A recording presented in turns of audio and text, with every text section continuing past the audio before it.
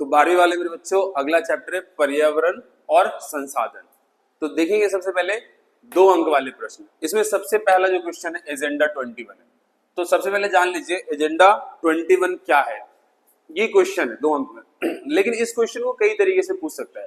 रियो सम्मेलन क्या है, पृथ्वी सम्मेलन क्या है, या रियो डी जेनेरियो सम्मेलन क्या है, या एजेंडा 21 क्या है। तो ये पूरा का पूरा एजेंडा 21 जो है रियो सम्मेलन का ही एक हिस्सा है, ठीक है, पृथ्वी सम्मेलन का ही एक हिस्सा है। तो एजेंडा 21 नाम से पता चल रहा है 21 बड़े मुद्दे जो पर्यावरण से संबंधित थे, जो पृथ्वी सम्मेलन में या रियो डी जेनेरियो सम्मेलन में 1992 में उठाए गए थे।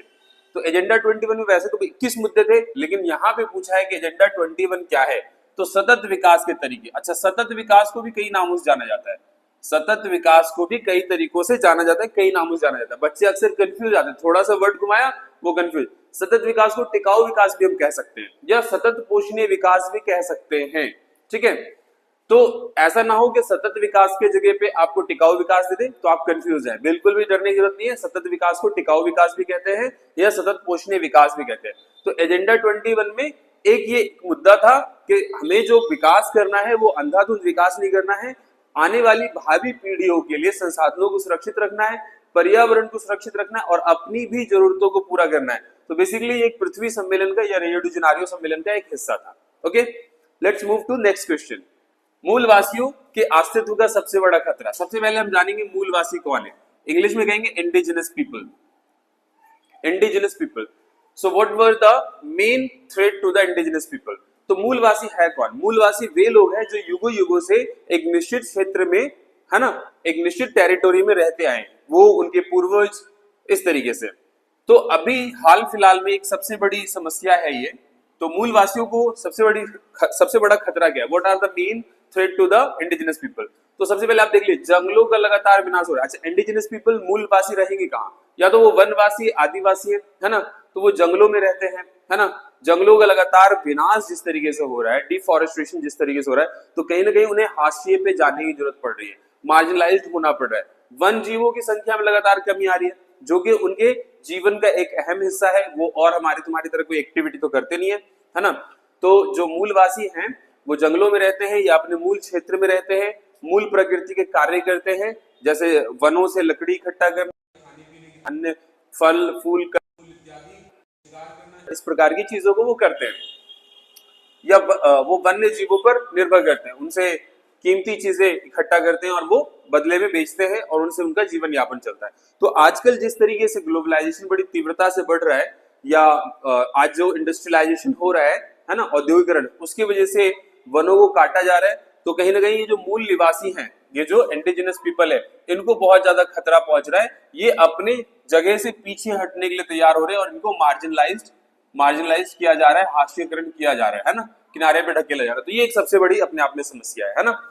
अगला 4 अंक वाले प्रश्न में देखेंगे। सबसे पहला प्रश्न, पर्यावरण के संदर्भ में साझी और अलग अलग जिम्मेदारी क्या है? वीवीआई में लगा दे रहा हूं मैं, ये आएगा ही आएगा, है ना। तो पर्यावरण के संदर्भ में 2 तरीके की जिम्मेदारी है, साझी जिम्मेदारी और अलग अलग जिम्मेदारी। समझेंगे इसको हम अच्छे से। सबसे पहली बात आप समझिए साझी जिम्मेदारी क्या है। तो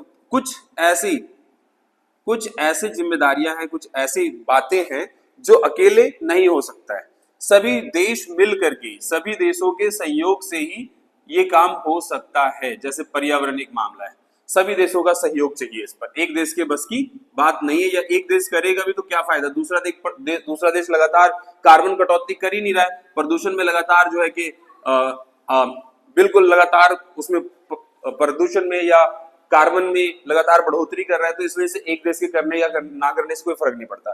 तो ये जो पर्यावरण है ना, ये हमारी साझी संपदा है। क्या है? साझी संपदा है। इसमें हम सभी समस्त देशवासियों को कार्य करने की जरूरत है। लेकिन अलग अलग जिम्मेदारियां क्या है ये भी समझ लीजिए। तो देखिए यहाँ पे नॉर्थ वर्सेस साउथ, 2 जो है हिस्से बढ़ जाते हैं। नॉर्थ डायलॉग और साउथ साइड डायलॉग भी इसको हम कहते हैं।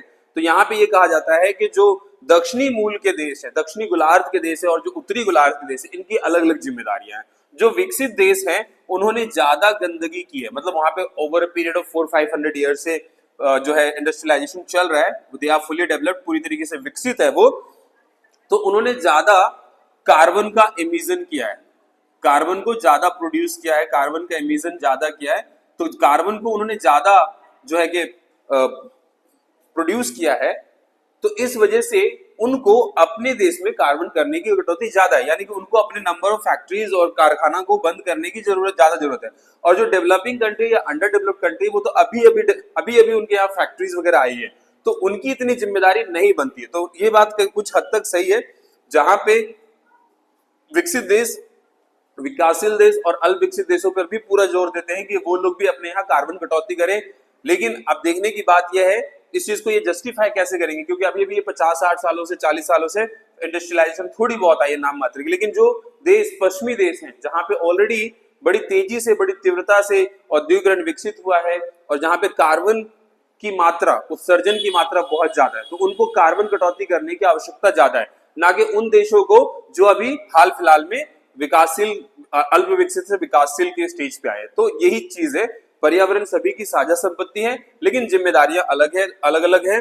इसको लेकर के एक और वर्ड आता है PPP, पॉल्यूटर पे प्रिंसिपल, है ना। प्रदूषक ही इसकी कीमत चुकाए, ये ध्यान रखिएगा। प्रदूषक यानी कि वे देश जो पश्चिमी मूल के देश है, जिन्होंने ज्यादा प्रदूषण किया है, वो इसके बारे में ज्यादा जिम्मेदारी उठाए तो ही अच्छा है। तो यहाँ पे विश्व दो भागों में बट गया था, दक्षिणी गोलार्ध वर्सेस उत्तरी गोलार्ध बनाम उत्तरी गोलार्ध। अगला क्वेश्चन देखेंगे, टिकाऊ विकास क्या है और कैसे लागू किया। तो आगे यही मैंने बताया था कि सतत पोषणीय विकास को टिकाऊ विकास भी कहते हैं। तो मेरे बच्चों, डरना बिल्कुल भी नहीं है। टिकाऊ विकास क्या है? वही सतत पोषणीय विकास, सतत विकास, टिकाऊ विकास, सतत पोषणीय विकास। तो देखो, वर्तमान में अपनी जरूरतों को पूरा करते हुए भविष्य में आने वाली पीढ़ियों की जरूरतों का ध्यान रखना। ऐसा नहीं है कि अभी जो भी हमारे पास संसाधन उसको अंधाधुंध तरीके से हम इस्तेमाल करें, सारे संसाधन फूंक दें, ठीक है। जो भी हमारे पास जैसे संसाधन, चाहे वो कोयला हो, लकड़ी हो, जीव हो या जंतु हो या जंगल हो, तो ये जो भी संसाधन है, इनको उतना ही इस्तेमाल करना है जितना कि हमारे लिए आवश्यक है, जरूरत से ज्यादा नहीं। अंधाधुंध विकास नहीं। विकास दो तरीके के, एक अंधाधुंध विकास, एक सतत विकास। तो समझिए दोनों में फर्क। सतत विकास यानी कि टिकाऊ विकास, अपनी जरूरतों को पूरा करते हुए भावी पीढ़ियों की जरूरतों का ध्यान रखना है ना। अभी आप देखते हैं नवंबर में दिल्ली में क्या हाल हो जाता है, चारों तरफ क्लोरोफ्लोरोकार्बन और सल्फर डाइऑक्साइड, सांस लेना मुश्किल हो जाता है। तो ऐसे में आपको क्या लगता है, आने वाले 10, 20, 50 सालों में जो जनरेशन है वो ऑक्सीजन सिलेंडर अपने कंधों पे लेके घूमे? नहीं ना। तो आप समझिए इस चीज को। तो हमें संसाधन को बचाना भी है और पर्यावरण को भी बचाना है, यही टिकाऊ विकास है। तो वर्तमान आवश्यकताओं को पूरी करते हुए आने वाली पीढ़ियों की जरूरतों का ध्यान रखना, यानी कि उन्हें भी स्वच्छ वातावरण देना, पर्यावरण में कम से कम विषैला गैस हो, अपनी आवश्यकताओं में कमी करना। अंधाधुंध देखो, ह्यूमन नीड्स आर मानव आवश्यकताएं कभी खत्म ना होने वाला है ना। मानव की आवश्यकताएं, मानव की जरूरतें कभी खत्म ना होने वाला है ना। मानव वैसे भी स्वार्थी लालची है, तो हम अपनी आवश्यकताओं को लगातार पूर्ति करते रहते हैं, तो हमारी आवश्यकता तो कभी खत्म नहीं होगी। तो ऐसे में हमें क्या करना होगा, हमें अपनी आवश्यकताओं में कमी लानी होगी या उसका ऑल्टरनेट खोजना होगा, है ना। जैसे संसाधनों की नवीकरणीय चीजें ढूंढनी होगी, जैसे कि सोलर एनर्जी हो गया या और भी कोई ऐसी चीज हो गया। जरूरतों के अनुसार ही उत्पादन करना, ऐसा नहीं कि जरूरत हो या ना हो हम लगातार उत्पादन किए जा रहे हैं, जरूरत नहीं है फिर भी हम फर्नीचर बनाए जा रहे हैं, लकड़ियों को काटे जा रहे हैं, जंगलों का विनाश किए जा रहे हैं, ये चीज नहीं। तो तभी जाकर के हम सतत विकास को लागू कर पाएंगे। आ जाओ अगले क्वेश्चन पे, 6 नंबर वाले क्वेश्चन पे। वैश्विक राजनीति में पर्यावरण की चिंता जरूरी हो जाती है? बिल्कुल, वेरी वेरी इंपॉर्टेंट में ले लो। हाँ जी, आप कहोगे सर राजनीति में पर्यावरण क्या कर रहा है ना। तो देखो, पॉलिटिकल साइंस जो है ना, वो इंटरडिसिप्लिनरी है ना, या मल्टीडिसिप्लिनरी है, बहुविषयक है। तो पर्यावरण के ऊपर जब राजनीति होती है तो ये अपने आप राजनीति विज्ञान का हिस्सा बन जाता है। राजनीति हो नहीं रही, देख नहीं रहे हो यहाँ पे। अभी आपने देखा ना, साझी किंतु अलग अलग संपदा, है ना, north dialogue, north south south, दक्षिण गोलार्ध उत्तरी गोलार्ध, जिसमें ये कहा जा रहा है कि नहीं हमारी जिम्मेदारी नहीं तुम्हारी जिम्मेदारी, तुम्हारी नहीं हमारी जिम्मेदारी। तो इस वजह से इसमें वैश्विक राजनीति में पर्यावरण की चिंता बहुत जरूरी है। हाँ जी, बहुत जरूरी है।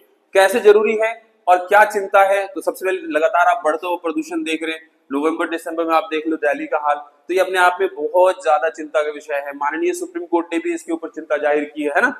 अभी आप देखते हैं दिल्ली में ग्रैब 1, ग्रैब 2, ग्रैब 3 लागू होता रहता है, कंस्ट्रक्शन पे रोक, इस पे रोक, उस पे रोक। तो आप समझिए कहीं ना कहीं दिल्लीइट्स जो है, दिल्ली वासी जो है, बिना स्मोकिंग किए ही पर डे 10-15 सिगरेट स्मोक कर ले रहे, तो 10-15 साल जीवन तो उनका वैसे ही कम हो जा रहा है। दूसरा जो सबसे बड़ी प्रॉब्लम है वो है ओजोन परत में से डिप्लीटेशन ऑफ ओजोन लेयर। ये मुझे बताने की जरूरत नहीं है, बहुत छोटे क्लास में बता दिया जाता है ना। ओजोन क्या है, तो O2 प्लस O के मिलने से एक ओजोन परत बनता है, और जो सूर्य से आने वाली पैराबैंगनी किरण अल्ट्रावायलेट रेज उसके अंदर अब्सॉर्ब हो जाता है और पृथ्वी पर केवल स्वच्छ किरणें पहुंचती है, जिससे पृथ्वी का जो ग्लोबल वार्मिंग यानी पृथ्वी का जो उष्णता है वो कम होता है।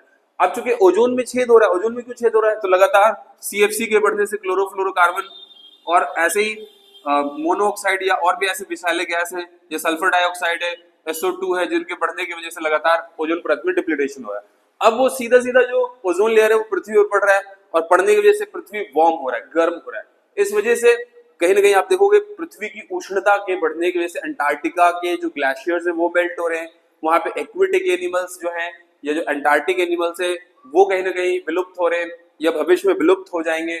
समुद्र जल का ऊपर उठना ये अपने आप में। तीसरा है स्वच्छ पेयजल की कमी, लगातार स्वच्छ पेयजल की कमी हो रही है या हम कर रहे हैं, हाँ जी, हम प्रदूषण, जल प्रदूषण कर रहे हैं, वाटर बॉडीज को कंटेमिनेट कर रहे हैं, पानी के जो भी हमारे पास संसाधन है उसको लगातार प्रदूषित कर रहे हैं, कूड़ा कचरा डाल रहे हैं। जनसंख्या विस्फोट ये अपने आप में एक सबसे बड़ी समस्या है। जितना ज्यादा जनसंख्या होगा उतना ज्यादा आवश्यकताएं बढ़ेंगी, और जितना ज्यादा आवश्यकताएं बढ़ेंगी तो संसाधनों पर उतना दबाव बढ़ेगा, उतना ज्यादा प्रदूषण होगा, है ना। जैव विविधता को खतरा, हाँ, लगातार जब हमारी जरूरतें बढ़ेंगी तो हम अपनी जरूरतों कहां से पूरा करेंगे, संसाधनों से, जैव विभिन्न जीवों से, तो कहीं ना कहीं उनके ऊपर एक दबाव पड़ेगा, एक खतरा पड़ेगा उनके ऊपर, और लगातार संसाधनों का दोहन होगा। जिन संसाधनों को सुरक्षित रहना चाहिए वो संसाधन लगातार हम दोहन करेंगे। जल चक्र में गड़बड़, तो आप देखते हैं अक्सर सुनते हैं कहीं पे बादल फट गया है, कहीं पे बाढ़ आ गया है, कहीं पे सूखा पड़ गया। ये रीजन यही है कि हम जो है लगातार पर्यावरण का सत्यानाश कर रहे हैं, पर्यावरण के पारिस्थितिक तंत्र को हमने गड़बड़ कर दिया है, वनों का विनाश कर दिया, डिफॉरेस्टेशन कर दिया, जिस वजह से जो प्रकृति के अनुसार होना चाहिए वो नहीं हो रहा है ना। तो अब आते हैं MCQ पे। रियो सम्मेलन कब हुआ था, 1992 में। भारत ने नेशनल ऑटो फ्यूल पॉलिसी 2003 में अपनाया था, जिसके अंतर्गत CNG वगैरह भारत में लागू किया गया ताकि प्रदूषण कम से कम हो। मैटेरियल न्यायाचार 1987 में आया था। अंटार्कटिका संधि 1959 में हुआ था।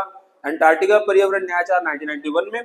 Kyoto protocol 1997। ये डेट्स आप याद कर लीजिएगा, क्योंकि ये हो सकता है आपको किस तरीके से दे दे, आपको मिलाने के लिए दे दे आगे पीछे करके, है ना, और एक ऑर्डर कालक्रम अनुसार लगाने के लिए दे दे। तो ये आपको जरूरी है कि याद रखें, और कालक्रम अनुसार ही MCQ बच्चों को अक्सर जो है कि फंसा देता है ना। तो इसको याद कर लीजिएगा। तो मिलते हैं एक और अच्छे से वीडियो में। और हाँ, मैंने लास्ट टाइम भी कहा था, आपका शेयर और लाइक ही मुझे मोटिवेट करता है आपके लिए और अच्छे से अच्छे वीडियो लाने के लिए। So please guys, comment, like and share. Wish you all the best.